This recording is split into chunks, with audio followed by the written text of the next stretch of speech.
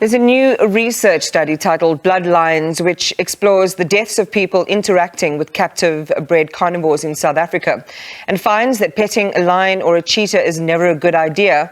Researchers recorded 52 incidents of captive cheetahs, lions and tigers attacking 58 people between 1996 and 2022, and the statistic includes 2 children, 15 adults and 6 facilities workers. An important hoped-for outcome is for government to make it illegal to own a facility designed to breed big cats in captivity.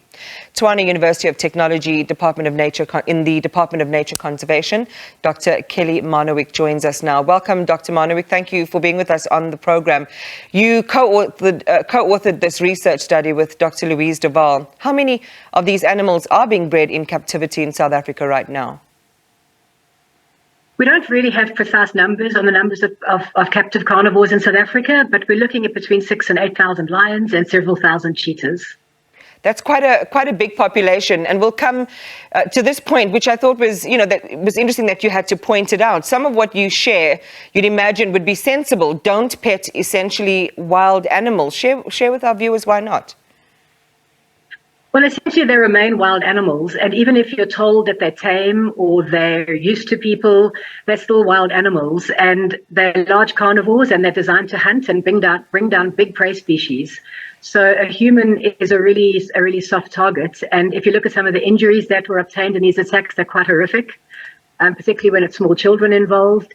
And a lion can kill a human very, very easily. So and even if they're just playing. So they really are dangerous to interact with, and the only way that you can ensure you are safe is not to go inside an enclosure with a captive carnivore. So what responsibility then do operators have, both to their volunteers and to the visitors?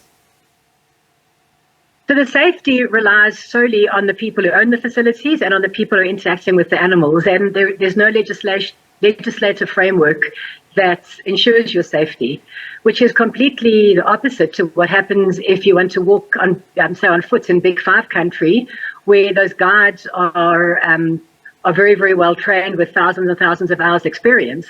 But there's no training required for anyone to go into a camp with a captive carnivore. And we'll come back to this point around, calling on government to make it illegal to own a facility designed to breed big cats. But there's another concern you have before we get there, and that is that the number of incidents could potentially be underreported. So, the numbers of fatalities probably higher than what we know. Absolutely, and the number of injuries too. So we got all of our data from social media reports and online news reports. Because there's no formal requirement to report these to any kind of authority or body. So we really just trawled social media and we found what was reported. And we assume that attacks on tourists would be more reported than attacks on facility workers and owners. And also attacks where people had a camera of some sort with them would probably also be more likely to be reported. So let's go back to the protocol and what goes into caring for carnivores like this. What did your research, reveal about some of the conditions under which they're kept and some of the conditions under which these facilities are being operated on? So our research looked mostly at, for this purpose, attacks on people, and nearly all the attacks occurred when people were inside enclosures with the animals. Often also when they were near a fence and the animal could get its foot through the fence and grab the person and pull them towards the fence. And even sometimes inside vehicles. There were attacks where people were inside a vehicle with their window open and the carnivore managed to climb inside the window. So it was generally when people were in close proximity to the animal, and nearly all of them were inside the camp trying to interact with the animal in some way or putting their arm through a fence to stroke it. You're calling on government to make it illegal, and what would be, what's the first step in that regard, in that direction? I think, changing policy is a very time-consuming procedure, and it needs to jump through lots of hoops to make it happen. And, getting any new policy in place would take several years, probably 4 or 5 years. So really the most responsible thing to do is for tour operators not to support interaction with carnivores, and for people just to not do it. Just don't touch them, don't go into camps with them, and rather go enjoy carnivores where they're out in the wild and you're safe. and there's no welfare issues related to that visitation.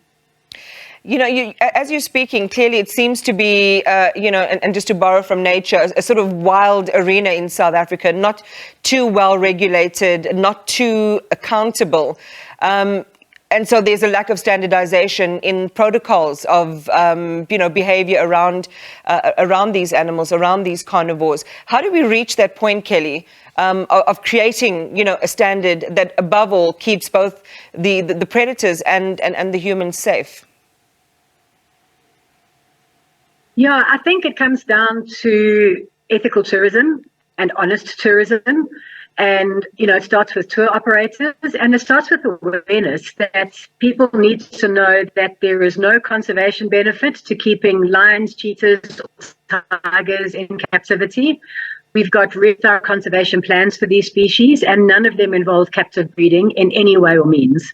So you're not supporting conservation when you are interacting with these animals or supporting these facilities.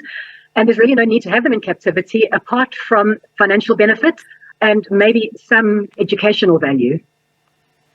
Well, Kelly, thank you very much for talking to us tonight. Very useful and sobering information that you've shared with us. And you can find out more about that research paper that they've just revealed, that has just revealed, as Kelly's saying, the extent of injuries and fatalities related to unregulated, in many ways, interactions with these types of predators. Tshwane University of Technology, Department of Nature Conservation, Dr. Kelly Marnewick.